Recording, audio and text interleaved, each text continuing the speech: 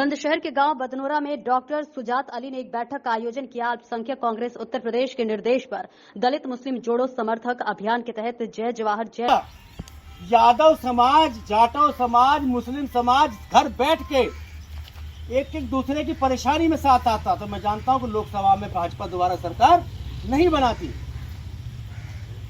आधे भाजपा में क्यों गठबंधन तो तुम्हारा नेताजी हो गया बहन जी के साथ, आधा यादव कहाँ भाजपा में, ये कहाँ गठबंधन है? अब की बार वो गठबंधन करके दिखाओ जो बहन जी आपसे पहले इंदिरा गांधी प्रधानमंत्री हुआ करती थी। गांव में इंदिरा आवास सुने हैं आपने? एक एक गांव में जाटव समाज के जो पुराने बेकार घर थे जिन पर रहने के लिए झोपड़ी नहीं थी, इंदिरा के टाइम में इंदिरा आवास योजना के तहत वो घर हर गांव में 10-10, 15-15 बनवाए गए। नहीं बनवाए गए, नौकरी नहीं मिली थी, पट्टा नहीं मिले थे, सारी चीजें मिली थी। आज एक ऐसा काम किया है कि जिन पे हमारे गरीबों भीमनारी के साथ साथ बाबा साहब भीमराव की मूर्ति पर माला अर्पित किया। अल्पसंख्यक जिलाध्यक्ष डॉक्टर सुजात अली ने बदनौरा गांव में गलत बस्ती में घर घर जाकर जनसंपर्क किया। आगामी लोकसभा के चुनाव में कांग्रेस पार्टी को वोट देने और कांग्रेस पार्टी को जिताने के लिए जनता से कहा। अध्यक्ष जी, आज आप एक गाँव में है, इसमें प्रोग्राम रखा है, क्या प्रोग्राम क्या है? प्रियंका जी, राहुल जी का निर्देश है और अल्पसंख्यक विभाग के चेयरमैन आली जनाब शाहनवाज आलम जी का निर्देश हुआ कि आप दलित बस्तियों में मुस्लिम समाज के लोग जाएं और दलित और मुस्लिम आपस में भाईचारा पैदा करें, क्योंकि आज हिंदुस्तान के अंदर संविधान को बदलने की कोशिश की जा रही है। 2024 का चुनाव एक ऐसे लोगों के बीच है, एक तो गरीब और मजलूम बेसहारा नौजवान बेरोजगार और महिलाओं के लड़कियों के साथ और किसानों के साथ खड़े हैं, वो है कांग्रेस। और एक समाज जो आज ज़ेरे हुकूमत में है, माननीय नरेंद्र मोदी जी प्रधानमंत्री और उनके जितने भी साथ के लोग हैं, वो एक ऐसे लोग हैं जो गरीबों को दबाना चाहते हैं, गरीब और मजलूमों का कोई साथ नहीं देना चाहते, बल्कि बड़े बड़े अडानी और अंबानी जैसे बड़े बड़े सरमाएदारों के साथ मिलकर के पूरे हिंदुस्तान की जितनी इकोनॉमी है, जितना पैसा है, सबको उनके गुल्लक में डालना चाहते हैं, उनकी जेब में डालना चाहते हैं। तो हम चाहते हैं कि पूरे हिंदुस्तान के अंदर जंग दो प्रवृत्ति के लोगों में है। एक गरीब आदमी को बढ़ावा देना चाहते हैं जिनका नाम राहुल गांधी, प्रियंका गांधी और कांग्रेस पार्टी है, और दूसरे जो अडानी और अंबानी जो पूरे हिंदुस्तान की इकोनॉमी को पैसे को लूट करके जीएसटी के रूप में लूटा हो, चाहे व्यापार के रूप में लूटा हो। आज देख रहे हो हालात क्या है, गांव गांव जाके देखें, पूरे शहर शहर जाके देखें, व्यापार नहीं रहा है, व्यापार खत्म हो गया, गरीब परेशान है, रोटी से मजबूर है, लाचार है। 1100 रुपए का 1200 रुपए का सिलेंडर, पेट्रोल की महंगाई, जीएसटी की मार, आखिरकार कब तक चलेगा? इसी मिशन को लेकर के हम राहुल जी और प्रियंका जी के मिशन को लेकर के आज गांव गांव आए हैं। और हमारा जो प्रोग्राम है, उस प्रोग्राम का नाम भी हमने दिया है कि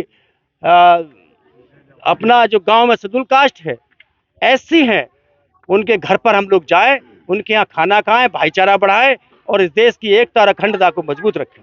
अध्यक्ष जी, कोर्ट ने राहुल जी को बहुत बड़ी राहत दी है, उसके लिए क्या कहते हैं? कोर्ट ने जो राहत दी है, हम सुप्रीम कोर्ट के बहुत ही आभारी हैं और धन्यवाद करते हैं कि सुप्रीम कोर्ट अभी जिंदा है, न्याय जिंदा है।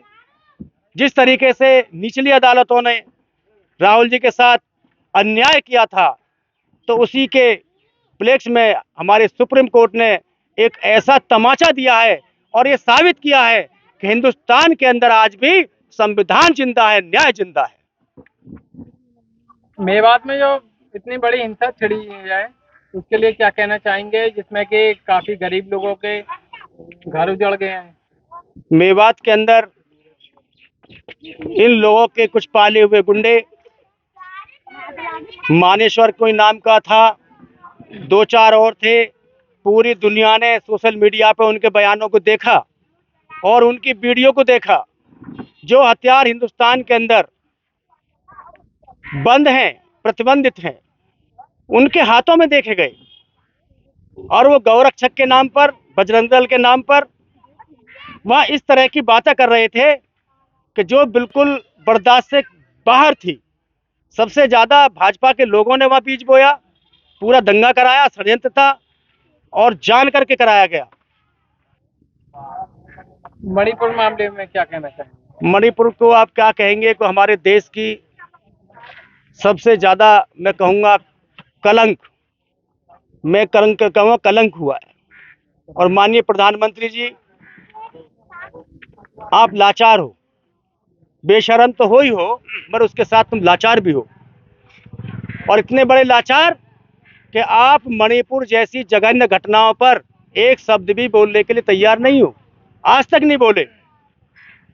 और यही करना था कि पूरा हिंदुस्तान ही नहीं, पूरा देश नहीं, पूरा बल्कि दुनिया देख रही है कि आपने वहाँ क्या किया है, क्या नंगा नाच कराया। अध्यक्ष जी, मेवात में इतना हथियार उन लोगों के पास कहाँ से आया?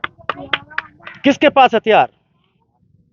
बजरंग दल, शिवसेना। ऐसा है, ये जो हथियार है ये दिया हुआ हथियार है, प्रायोजित दिया हुआ हथियार था, सब इनकी साजिश थी।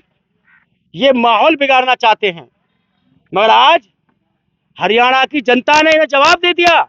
हर समाज बैठ करके आपस में पंचायत महापंचायतें हो रही हैं और उन्होंने कहा कि भाजपा आरएसएस के लोगों का षड्यंत्र था, इस षड्यंत्र को किसी भी कीमत पर बर्दाश्त नहीं करेंगे। हरियाणा के लोग, जाट महापंचायत, गुर्जर महापंचायत, सारे के सारे समाजों ने पंचायत कर करके और वहां शांति व्यवस्था करने का, कायम करने का काम किया है। दल ने जाटों को अपने साथ आने के लिए कहा है, वहां पंचायत हो गई, मना हो गई, न जाट समाज आएगा। कोई अब हिंदुस्तान में ऐसा समाज नहीं है कि जो किसी से आपस में बैर चाहता हो, हिंदू मुस्लिम का झगड़ा चाहता हो। भूख से परेशान है लोग, वो नहीं चाहते कि हिंदुस्तान के अंदर भाईचारा कायम हो, इसके लिए पंचायत हो रही है। वो झगड़े के मूड में नहीं है कोई भी, ना हिंदू है ना मुसलमान है, कोई भी झगड़ा करना नहीं चाहता। हिंदू मुसलमान के कोई झगड़ा नहीं है, बल्कि वहां प्रायोजित दंगा कराया गया है। आरएसएस, विश्व हिंदू परिषद, बजरंग दल और भाजपा के लोगों ने किया है। अध्यक्ष जी, बात करें किसानों की, बीजेपी सरकार उत्तर प्रदेश में आने से पहले बीजेपी सरकार ने कहा था किसानों को बिजली फ्री दी जाएगी, ना तो किसानों को बिजली फ्री दी गई है और दुगनी बिजली के रेट उनसे लिए जा रहे हैं। उसके लिए मैं कहना चाहूंगा कि जब माननीय प्रधानमंत्री जी 15 लाख तुम्हारे खाते में आएंगे, लड़कों को 2 करोड़ नौकरियां दी जाएंगी, इतने इतने झूठे वायदे किए हैं कि सारे के सारे वायदे झूठे। बिजली तो बहुत छोटी चीज है।